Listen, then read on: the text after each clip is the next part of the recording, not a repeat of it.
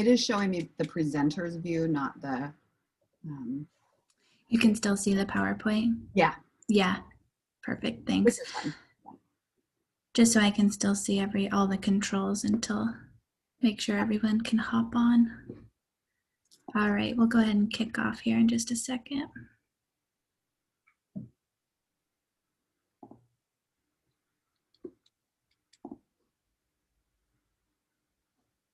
Well, good afternoon, everyone. Thanks so much for joining us. I'm Robin, the program manager for the WCWB, and with me today is our guest, Natasha Ashenhurst. She's the owner of Mosaic Marketing Studio. She actually does the majority of our marketing and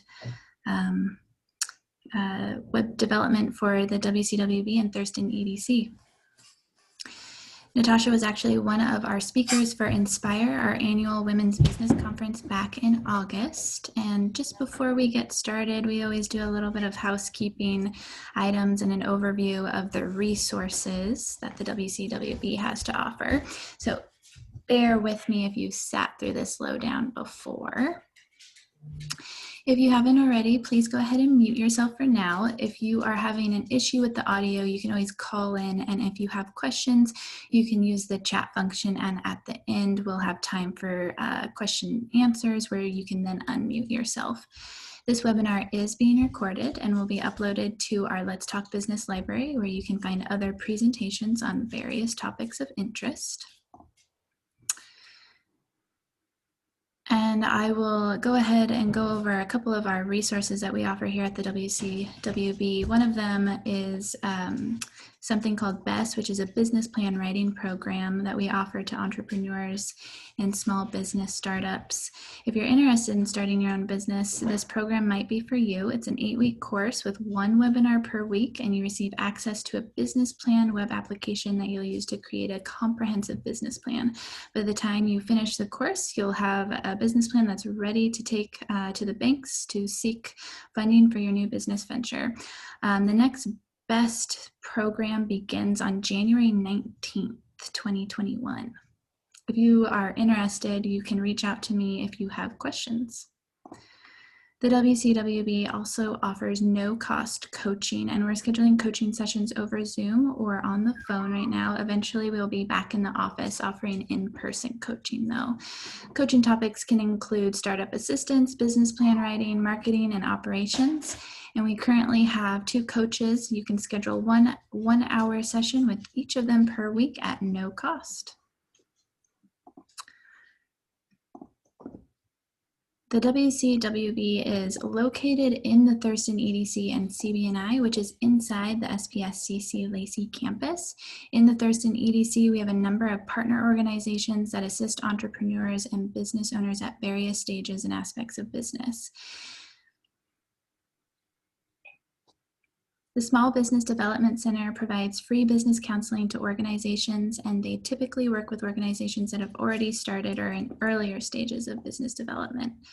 We also have PTAC, Washington Procurement Technical Assistance Center, which helps organizations to contract with city, state, and federal government. So if you think that you have a product or a service that can be sold to the government, they can help you find and pursue those contracts. We also offer a SCORE mentorship program. So if you're looking for a no-cost mentorship, this program is great. It's typically is offered by retired business individuals that are volunteering to assist entrepreneurs and business owners in early stages of their business development. And we also offer our own version of Shark Tank called Think. It is a group of 40 local investors who are interested in investing in local Washington businesses. As seen on Shark Tank, the business would pitch their idea to the investors, and in return, they get asked really difficult questions. And Think's typically looking for businesses that have a high growth potential. Also located in the St. Martin's campus is the Lacey Makerspace. We like to call this the Inventor's Workshop. You can create prototypes, or if you're just looking to get creative, check out the Lacey Makerspace. They have memberships and day drop-ins. They have a lot of cool tools.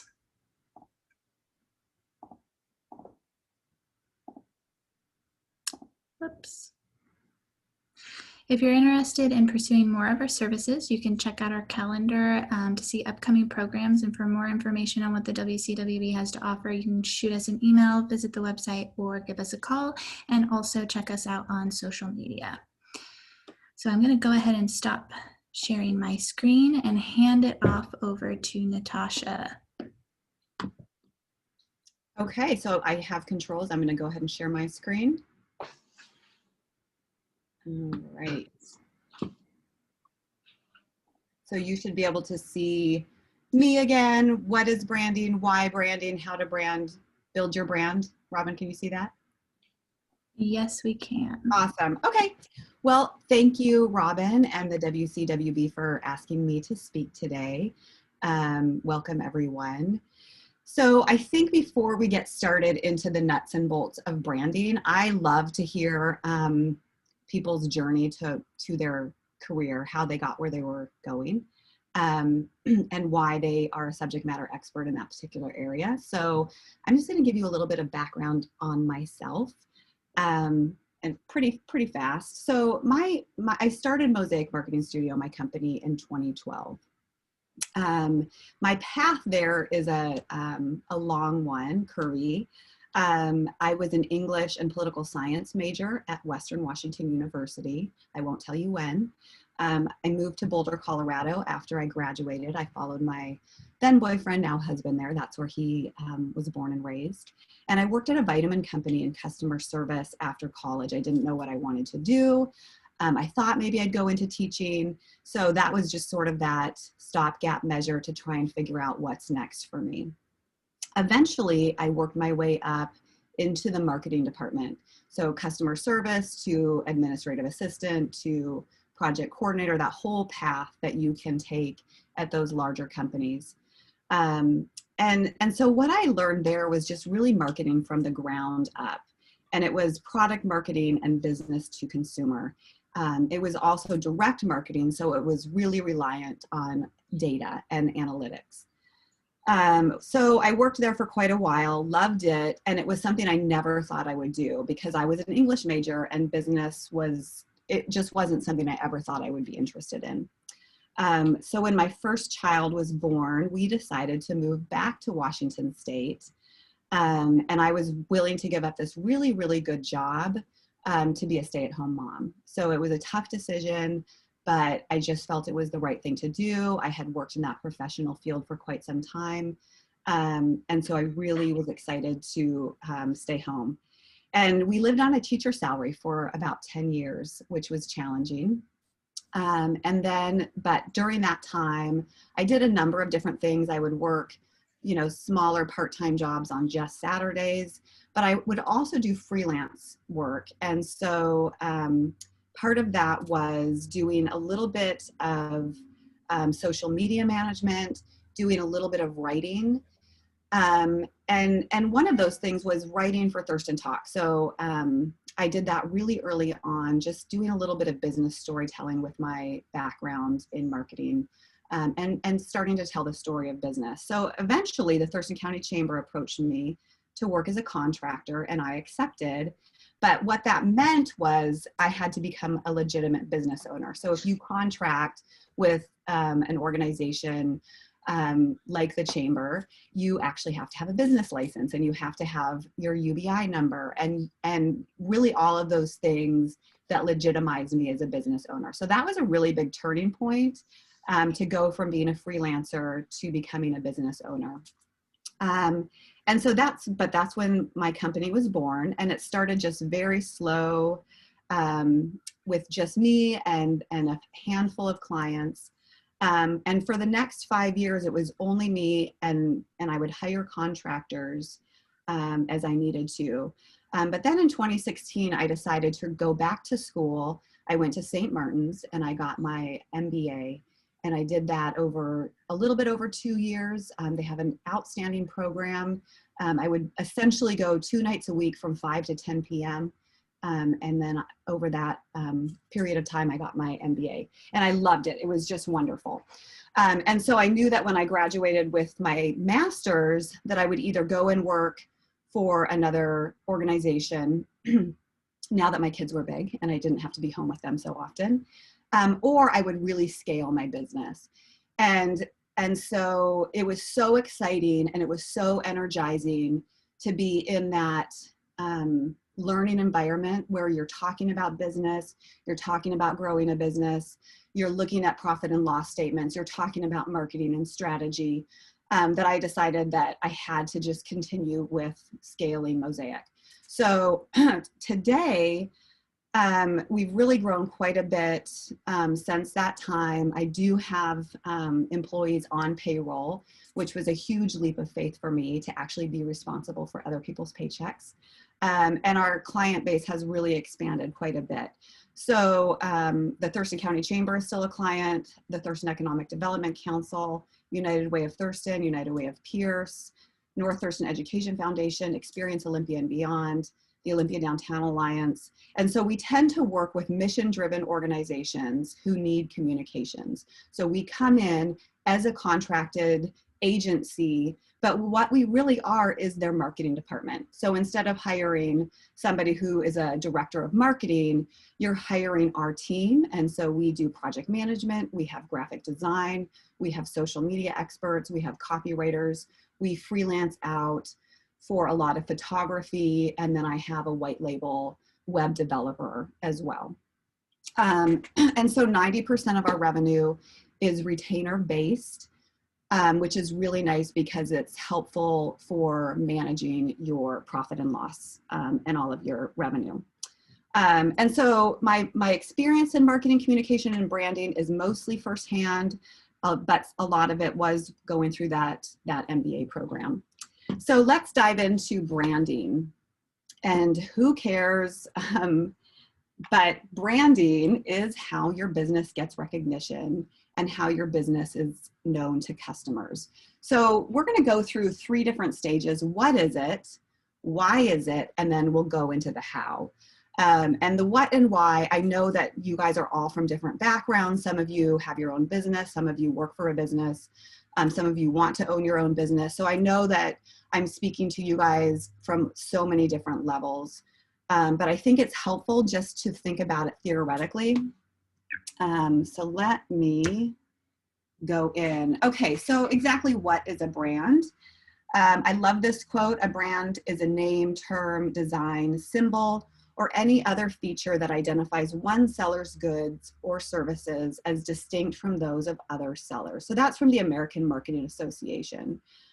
We consider a brand an idea or an image people have in their mind when they're talking about specific products.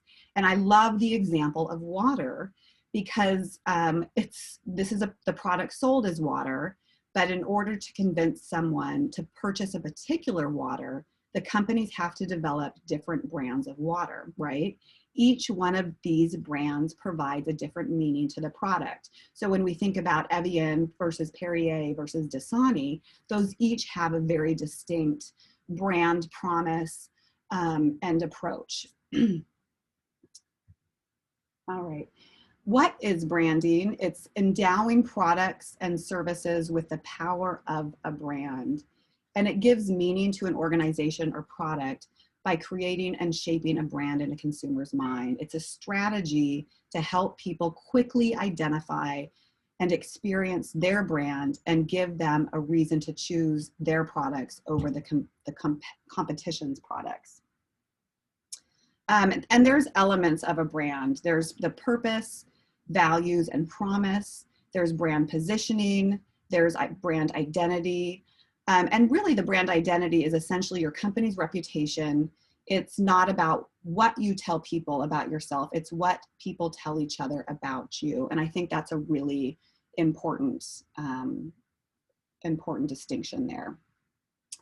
Tide is a wonderful one. Their brand promise is tides in, dirt's out. And the objective is to attract and retain loyal customers and other stakeholders by delivering a product that's always aligned with what the brand promises. And that's really crucial. Why does branding work? Well, 23% when you're presenting a brand consistently across all platforms, it can increase revenue by up to 23%. And consistency is really, really key. That is when we're talking about a brand promise, that's what we're talking about. 89% of shoppers stay loyal to brands that share their values. And then a brand is a promise. A good brand is a promise kept. And so, you know, when we go, so that was really the what is. Let's move into the why. Why does branding even matter in the first place? And the first one is the customer bond. Branding is the first impression your company will have on a prospect, and a strong brand is able to express the importance of their drive, products, mission, policies, or other services to their customer base with good branding. And in order to form a bond with the customer, the brand needs to be transparent and authentic. It's the combination of marketing and advertising elements that form a cohesive snapshot of a company.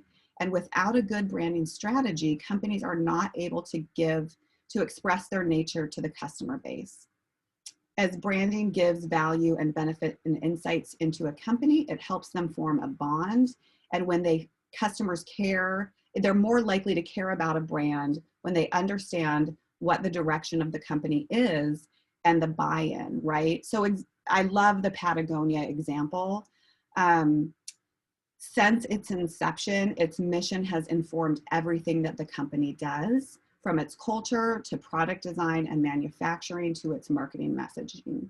And so Patagonia, I really think we'll come back to this because they do such a good job, and everyone knows their mission really drives their brand. Branding is about creating and sustaining trust, delivering on promises, and the best and most successful brands are completely coherent. Every aspect of what they do and what they are reinforces everything else. Great branding shows the customers what makes you and what tells your story in an instant. Build your identity by establishing brand-defining keywords and using those words to shape the company voice, tone, and aesthetic. Every great brand should be easily explained with a few solid descriptors. And LaCroix is the example that I'm using right here. They want to have a tone that is a lot like their product, and that's bubbly. And you can see this on their social feed. You know, it's fun, it's eye-catching, and it just looks like it's bubbly. It's a bubbly personality. The next thing is branding can really build an emotional connection. By establishing yourself as a brand, you can deeply connect with customers, employees, and the general public. And this connection is a gradual process which happens over time. It starts by establishing a good reputation, letting your audience get to know you, and ultimately finding memorable ways to communicate. And I don't know if this is going to work for me, but let's see. I think, no, it's not, and I'm not going to worry about it. If you guys want to find an example of building an emotional connection, there really is no one who does it quite as well as Nike. Nike, their advertising, it just builds that emotion, and they do it so well. I don't think anyone does it quite as well. Number 4, branding builds confidence. Some of the most successful brands in the world got to where they are because of a sense of confidence, not because they were offering a particularly unique product or experience. Lululemon is a great example. There's tons of companies that make athletic wear, but there's something inherently confident about the way they go about it. They're just different. The next part, great branding gives you purpose and direction. And your beliefs play a large role upholding your brand identity and communicating it with others, but how you do this is up to you. Some brands take a more subtle approach, while others opt to weave values into the logo, like Eat Fresh, Eat Local, which is a tagline in the Columbia Farmers Market logo, which I missed here.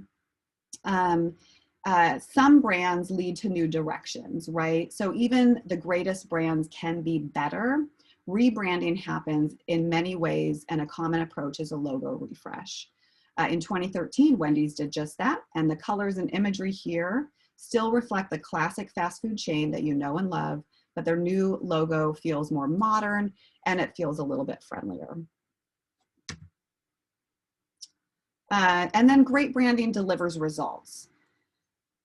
At the end of the day, your brand is a business and it deserves a great future. Part of the importance of branding is that a strong brand is essential to delivering the results that you need. And branding generates growth. When you're good, you're good. That's why well-established brands create sizable revenue. And Warby Parker built its brand with a unique mix of convenience. So you can order your glasses online and then you can try them on at home. You can easily return them if you don't like the look. And then social entrepreneurship. So for each pair of glasses sold, one is donated to a person in need. That is their brand promise. All of those things are really crucial to the Warby Parker brand. So we've really gone through the what and the why. And I think what's probably most on everyone's minds, I think we all have bought into the idea that branding is really important. I think that's why you're here today. And so I think what you are all probably looking for is the how. And so that's what we're going to spend the most amount of time on today. And don't worry, we'll have questions and we can have a discussion as we get through this one section. And so this is where the work really happens. And let's just dive into the how. So step one is establishing the purpose. Why are you in business and what is your mission? I think we like to think that we've all, before we even did that business formation, before we even thought of our business name, we knew the why and the purpose and the mission, but that doesn't always work out that way. And if you look back to my story, I all of a sudden just had to get a business license. Somebody needed, my scope to increase as a contractor. So it was just a really quick thing that I thought I would do. I didn't really have a purpose in mind at that time. And I really think a lot of businesses begin that way without this intention. But it doesn't matter where you are in your business stage of development. This is one of those best practices that even established organizations, it really pays, once a year to really look at all of these steps that we're going to talk about. Is your brand on track? We'll go through and you'll see some examples of how people didn't keep coming back to this and they failed. So what is your business? What is your mission? And again, Patagonia is such a powerful example. Build the best product, cause no unnecessary harm, use business to inspire and implement solutions to the environmental crisis. Patagonia. That's it. That's in everything that they do. That brand promise is out there. Everybody knows it. And it's just so powerful because of that. And again, they're not all things to all people, but for their customer base, they're number one. Okay, so establishing the purpose of your brand. Yes, I'm sure you'd like to turn a profit, but that's not the type of purpose that's going to help you establish a brand identity. This must go beyond the products or services that you're offering. For example, let's say your business delivers pre-made meals online. What's the brand purpose? It's not selling food, it's providing nutrition and convenience to health-conscious professionals who are too busy to cook on their own. So once you dig deep and truly define your brand's purpose, then you can put that purpose into a well-written mission statement. What do you do? How do you do it? Why do you do it? And I think that mission statement, people, boards, organizations, they'll spend weekend-long retreats really just trying to figure out their mission statement. So it's worth some work, but don't get hung up on it. The why part of the mission statement is really the most crucial aspect. And that's what will be the most important piece of information to the consumer. And this is the differentiation factor that separates your company from everyone else out there doing exactly the same thing. So your purpose will ultimately define your brand, and it sets the standard for how your team and employees behave and become what your customers expect when they buy from your business. And so number 2, identify your brand's target audience. Who wants to buy what you're selling? Identifying your target audience is one of the most important aspects of branding. If you overlook this step, the rest of your brand building strategy will suffer. So your business isn't for everyone, and please don't try to make it appeal to every single person on the planet. And that's what I was stating earlier about Patagonia. They know they're not all things to all people. Absolutely not. They are for a very specific small group, and theirs is outdoor enthusiasts, environmentally conscious people who buy from a company that stays loyal to the outdoors that they love. That's it. That's their audience. Would you run a Facebook ad or TV commercial without a target audience? Absolutely not. I mean, that's one of the steps of creating a Facebook advertisement, is choosing your target audience. It's really crucial that you have that dialed in. And a lot of companies will spend a lot of time doing market research, but you can also do informal focus groups with friends and family. There's a lot of ways that you can go about gathering data to really try and define your target audience. And you know, people even take it that step further in coming up with buyer personas, you know, coming up with who your example person is that you're talking to when you are writing copy for your brand, for example. Let's see. Number 3, the step is to create a unique voice for your brand. Once you've identified your target market, you must develop a brand voice that speaks to your audience. There's a lot of different ways to approach this. So do you want to be professional? Is your brand voice funny? Are you trying to be casual? And all of your brand's copy should have that consistent voice across all of your channels. And just think back to LaCroix and that bubbly personality, and using that bubbly voice in all of their marketing and branding copy. And this goes from your homepage to your blogs to your social media posts. Your voice must resonate with your target audience. And it's worth formalizing that, giving examples of how you should write about your brand. It's really crucial, and I think it's a fun exercise. If you struggle with that, there's no reason not to hire a copywriter, for example. We work with freelance copywriters all the time who are really good, and they can really help you hone in on writing a voice and a style. And then when you have other people write about your products, they can reference that in your marketing toolkit that you can create. The voice is very informal. For example, they say yeah instead of yes. They use other phrases like sweet wheels and dudes. There's so many funny things, and you can really take this to a whole new level. And it's a lot of fun. One of our clients, Experience Olympia and Beyond, which is our local Visitors Bureau and Convention Center, they have an outstanding toolkit that they make, you know, anyone who works on their marketing and advertising can access. And they've really dialed in their voice. And it's so helpful when you're working on copy for that organization, because you know exactly what words to use, you know how you should phrase things, and it's super helpful, and it makes our work so much, or our job so much easier. Let's see. And, you know, and again, business selling surfboards will not have the same voice, obviously, as a law firm. B2B companies selling enterprise SaaS shouldn't have the same brand voice as a retailer selling clothes to teenage girls. So you get the idea. Just really want to be unique and personable. Number 4, what is your story? So the explanation of why you're in business should appeal to your target market while being expressed in your brand voice. The brand story encompasses all of the 3 steps we've previously discussed. Treat your brand story as an extension of the why in your mission statement. The explanation of why you're in business should appeal to your target market while being expressed in your brand voice. And so again, there's even literally a story about Patagonia. Let my people surf. Let my people go surfing, excuse me. And so that, again, that is the story really helps the rest of the positioning and branding fall right into place.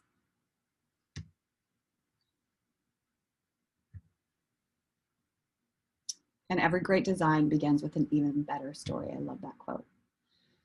Okay, so step number 5 is the visual elements. And I think a lot of times people jump right to this step, right? I need a logo. Let's use this font. Let's use this color palette. And we don't get to that until step 5. So jumping straight here, you're missing a lot of thought work that really is crucial to have a brand that will sustain itself over time, and that can be really powerful and delivers on that promise every time. So don't skip out on the first 4 steps. Don't jump right here. And again, this is what most businesses do. We've all been guilty of it. I developed Mosaic's logo before we had any of this other stuff. I had to come up with it later, though, as we start building out our business. And it's okay. All of those steps 1 through 4, recognize that they will evolve over time. But if you have the luxury, don't skip those steps. They're really valuable. So how will people identify your company? And those are the visual elements that we're talking about. So your logo, your color palette, your typography, which is your fonts. These are the starting points for designing the actual visual brand. McDonald's golden arches, the Starbucks siren. When you see those logos, you immediately know what they represent. And something as simple as the font of your company name within the logo can tell a lot about your brand identity. And so I'm going to give you this example. One of our clients is the Olympia Farmers Market. Whenever we work with a client, usually they all have a logo, but they don't always have all of these other elements dialed in. So you, working in your business, and your team, anyone who does any kind of work with your brand should have one of these toolkits at their desk. They should be able to access it easily. Any email that goes out, anything that you do, any slide deck, really it should include the elements from your brand guide. And this is just what we call a one-page toolkit.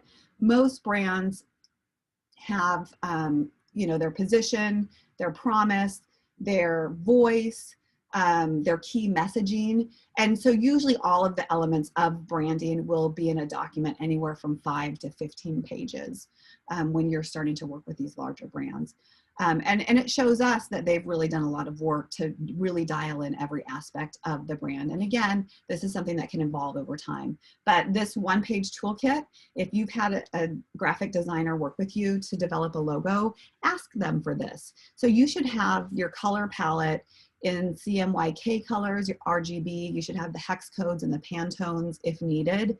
Some printers do want those Pantones, especially if they're printing business cards for you, and really nice print assets. So it's really helpful, as well as your fonts. A lot of times fonts can be expensive. You don't have to pay for really expensive fonts, but it's helpful to have something that really represents you. And if you love that font and it's really appealing and you believe you'll have it for some time, then it is worth investing. I think $350 is probably pretty common to buy a font for, a team to use.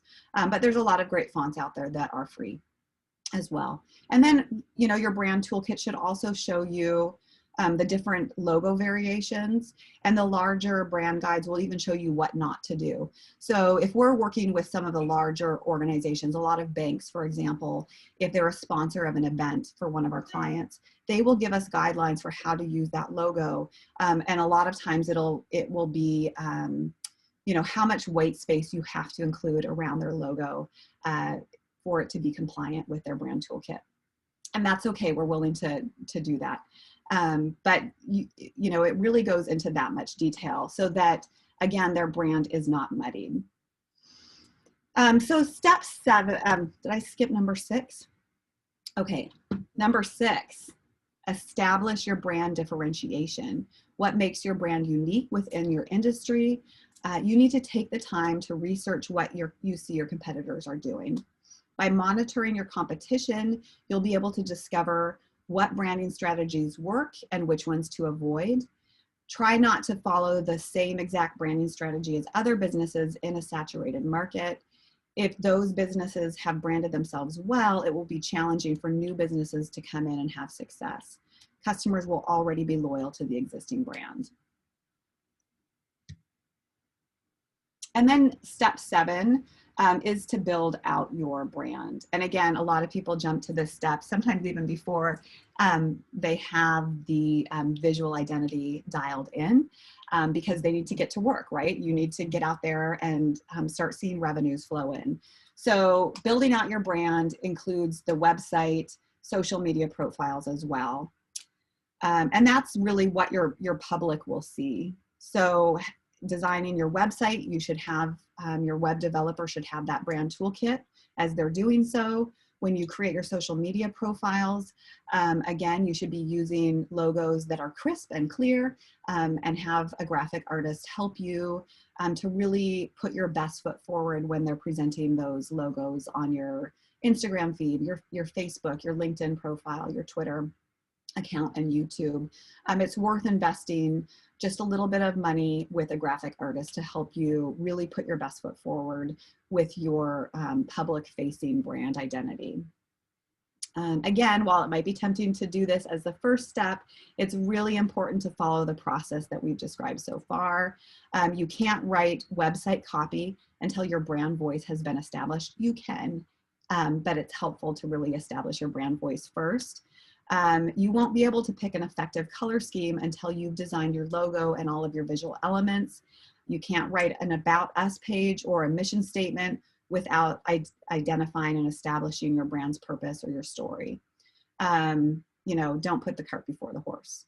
If you've completed this step out of order, your entire branding strategy will suffer.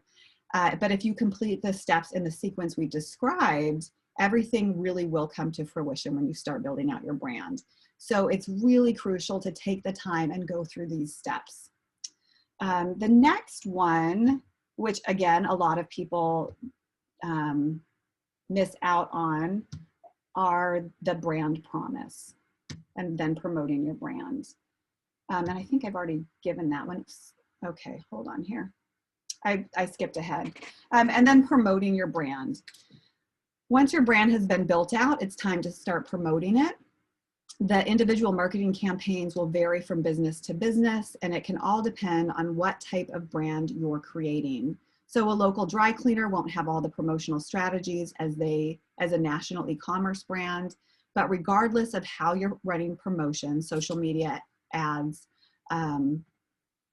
click campaigns, email marketing, radio ads, guerrilla marketing, it's really important that each promotional method mirrors your branding strategy. And presenting brand consistently across all channels will result in higher profits.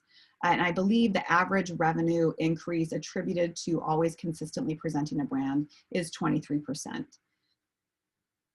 And then number 9, did I miss out on this? Okay, hold on here. So these are just a few more of how. The number 9, and do I even have it on here? Is, excuse me. Okay, so these are all just steps, excuse me, when you're building out your brand. So I just want to come back here real quick.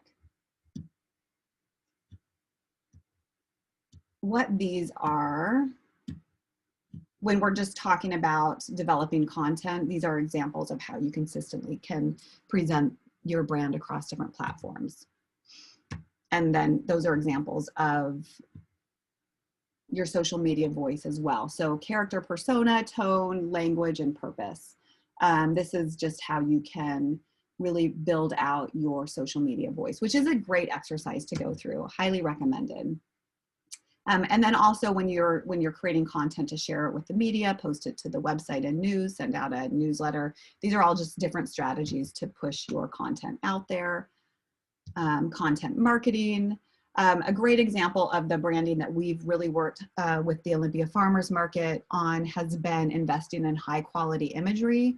When we were working on their branding and positioning, really decided that investing in a really good photographer to take and capture those images was really going to do a lot for their brand. So that was a big push over the last 2 years, and it's really paid off. And it's just a joy to work with such gorgeous photos. So that's just one more strategy that you can use. Think about what kind of photography you want to invest in. Stock photography is it's always a good option, but it's so much better if you can invest in local, great photography that people can identify with. But again, it's part of your strategy. Okay. So that's, building out your brand, promoting your brand, developing campaigns and promotions. It's going to be a lot easier if you've done all the work ahead of time. Number 9 is working on brand ambassadors. So again, it depends on what kind of product you're selling, what kind of company that you have. But if you have really good branding, it spreads. People love to talk about it. And your marketing efforts should encourage others to be your brand ambassadors. And I love using Trader Joe's as an example. Everybody loves to talk about the products that they buy at Trader Joe's. I've seen so many people posting them on Facebook and Instagram. They're really, really good at having people be brand ambassadors for them. Amazon founder Jeff Bezos was famously quoted for saying, "Your brand is what other people say about you when you're not in the room." And I think that's very, very true. By getting other people to advocate and promote your brand for you, it's so much easier to establish your reputation. But just be forewarned, not every brand has a positive reputation. That's why it's so important to follow the steps that we've presented so far.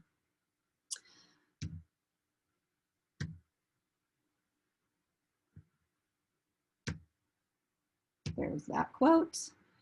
Step 10, I love this one. Evolve as your brand grows. Be prepared to adapt and change with the times. Your branding strategy of today might be not effective tomorrow. Brands change based on market needs or industry trends. Even potential company mistakes could force you to rebrand your business. Some of the most popular brands in the world have famously rebranded themselves for a wide variety of reasons. If you can't evolve, your brand won't survive the test of time. And I think we all know what happened to Blockbuster. This is just an example of, I think I have this on my website, a content marketing cheat sheet. So just a few final thoughts. Without branding, your business will just be another nameless, faceless organization. People won't be able to pick you out of a crowd, and survival could be a struggle. And again, it really depends on what business you're in. But establishing a brand identity can do incredible things for your business. Branding allows you to increase your prices. It allows you to establish trust with your customers. It keeps people coming back for more. And your brand is your reputation, which is why you need to take the steps to build a brand from scratch. And remember, it's about consistency and authenticity. And I really think those two, if you were to forget everything I've said today, I think being consistent with your branding, being authentic with your branding, let it be an extension of why you started that business in the first place. I really think that is going to give you the most success. So I really encourage you to do that. And also just to follow the steps that we've talked about today. I believe after I spoke at Inspire, I put this slide deck on the blog portion of my website. So if I didn't, I will make sure I do it today, because I covered a lot of ground, and I said I would leave some time for questions, which I've left about 10 minutes. I would like to open this up. I would love to hear any questions or comments that anybody may have. And you guys can either ask questions in the chat, but I say take yourself off mute.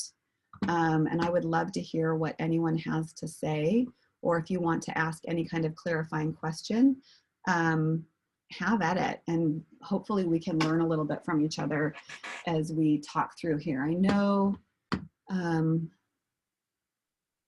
oh, thank you. Somebody just made a nice comment. I appreciate it. You had mentioned a social media exercise that you said was very valuable, but I missed what the exercise was. Can you rehash that maybe a bit? I believe that was where I was talking through when you're coming up with your brand voice, and it was going through the different, let me see if I can go back here, go back through, it was about tone, and I can bring that slide back up if you would like. Yeah, this one, when you're establishing your voice, I'll share this again real quick. So, you know, I think I mentioned earlier, going through the exercise of developing buyer personas for your clients. Every business has obviously an audience and a customer, and they're not always the same person. So it's a great exercise to not only come up with buyer personas, but also personas and voice for your business as well. And so this is just character persona. You can be friendly and playful, authoritative, professional. Your tone, is it scientific or is it humble? Your purpose, are you there to sell? Are you there to educate? Are you there to delight? Your language, is it complex? Is it savvy? I know, you know, some of our clients, when I work with copywriters, I'll always say, if you're writing a letter for so-and-so, they don't use exclamation points. They're very serious. We're trying to present factual information in a certain way. Please don't use exclamation points. Whereas the LaCroix personality that we talked about was very bubbly and vivacious and exciting.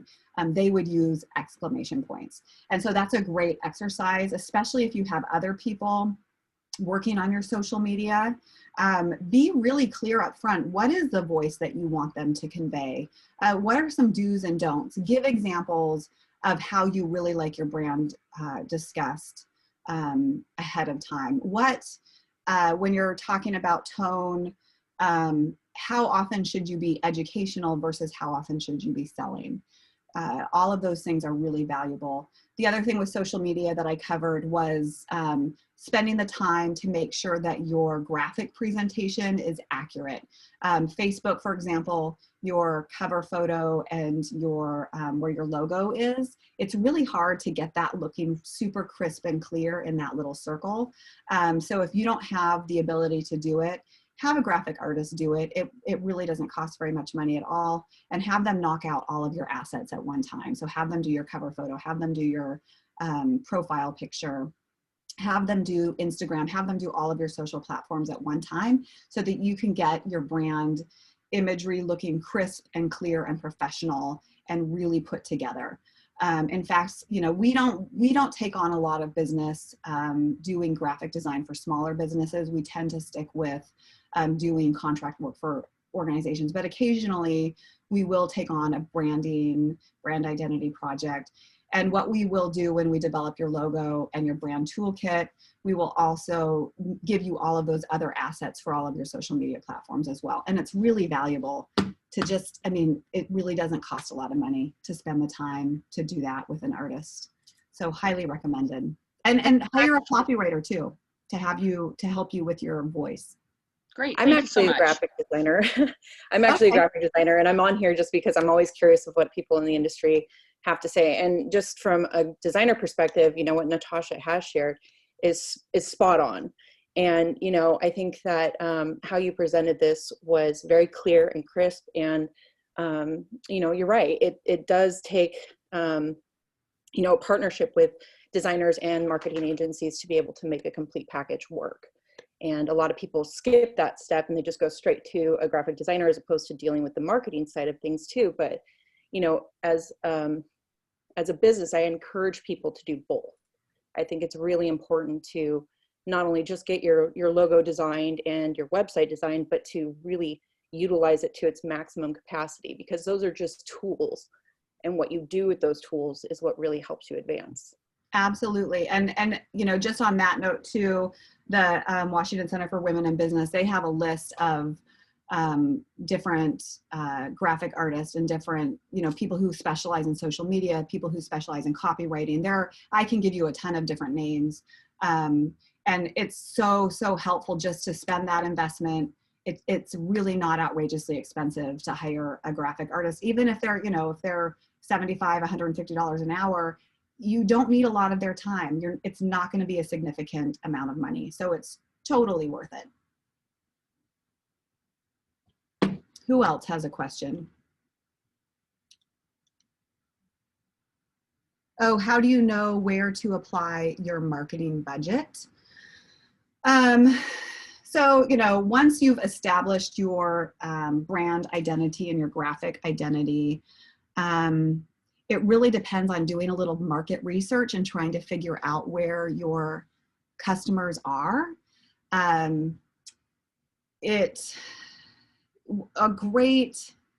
Facebook has done a lot of good and a lot of bad. I'm thankful for them from a business owner point of view, from a communicator's point of view. We do a lot of content marketing for our clients, and Facebook is an outstanding platform to push out information. It's also an outstanding platform to use to test your different design elements, right? So you can, for very little money, and whether it's statistically significant results, it's directional data, let's just say that. So spend $20 on this photo versus this photo and see which wins, right? Advertising, you can test that. And then once you have the answer, you can keep defining that. So, or refining that, excuse me. Maybe you're testing copy, maybe you're testing tone. Use the Facebook advertising platform with your marketing budget. You don't have to spend a lot of money. You can also test different audience segments to find out, to really hone in on who your target audience, who's responding to your message and your product. And then what you can do is you can take that out to a broader market. So whether you do anything with, you know, advertising, test different concepts first in a smaller environment, and then you'll have better idea of how to roll that out. But yeah, a marketing budget, you know, sky's the limit, right? So if you have your logo and you have spent money on a good website, and I'm the last to talk, my website is so old, but I don't have time to take on more clients right now, so I haven't given it any attention. But if you are growing your business and you do want more customers, you know, your marketing budget should first go to what I call those foundational infrastructure things. You should have an amazing website that's a workhorse that you can update content regularly, because content marketing is about regularly updating it for good search engine optimization and organic growth. That's critical. Do you have a good logo? Do you have graphic assets? Do you have a brand identity? Work with a copywriter to really hone in on your voice and a little bit of style and your key messaging. So once you've spent your marketing budget on those foundational pieces, then you can start doing some other things. Do you attend trade shows? You know, where are your customers? How can you get your message out to your customers? That's really the question. Natasha, can I chime in on that a little bit too? Yeah, absolutely.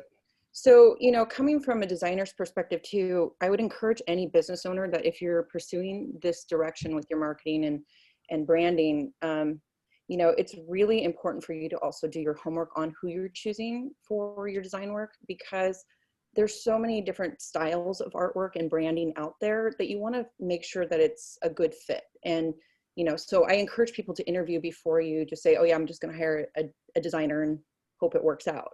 Because I have seen it where people have hired the wrong designer for their projects, and it's, you know, they've lost money in that because it wasn't what they wanted, and it didn't end well. So in the midst of doing this and planning your budget and trying to figure out the next steps, I would just say, you know, do your research, ask questions, interview your designers to make sure that they're the right fit for you, because not everybody is. So. Yeah, that's a really good point. Yeah, all designers have a portfolio that you can look at, and it really does help because, yeah, art is subjective, and what I find beautiful and lovely, you know, the next person might not. So, and also get, once you do start investing in some design, it doesn't hurt if you have some of your customers who can take a look and you can do an informal focus group. Absolutely. It does take time, but it's totally worth the investment. So yeah, have your customers chime in. They'll let you know for sure. And careful with going cheap. Right. Sometimes you can get really lucky, but you know, like you were saying, it's really, if you find the right designer, even if they're $75 to $150 an hour, if you find the right one, it won't cost you a whole lot of money. But if you it doesn't. I mean, yeah, our graphic artist, he is so fast, it's unbelievable. But again, we have one graphic artist, right? And so what our style is, it's when we're already working with a brand guide, it's easy. So it's not a stylistic preference, right? But when you're developing a brand new brand identity, yeah, then you really do want to invest and spend the time to find a designer that will work with you and listen to you. Thanks for letting me chime in, Natasha. Of course, absolutely. Who else? We have 3 more minutes.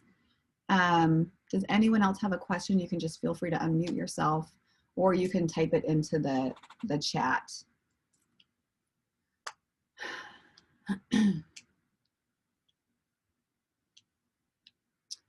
All right, well, if anyone has any questions, you can feel free to email me. I'm gonna type in, oh, I should probably wear my glasses if I'm gonna see what I'm typing.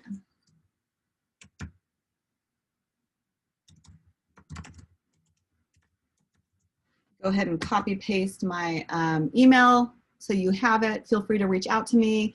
You can go to my website, mosaicmarketingstudio.com. Again, sorry, it's really out of date. Like I am the cobbler whose children don't have shoes. Is that the expression?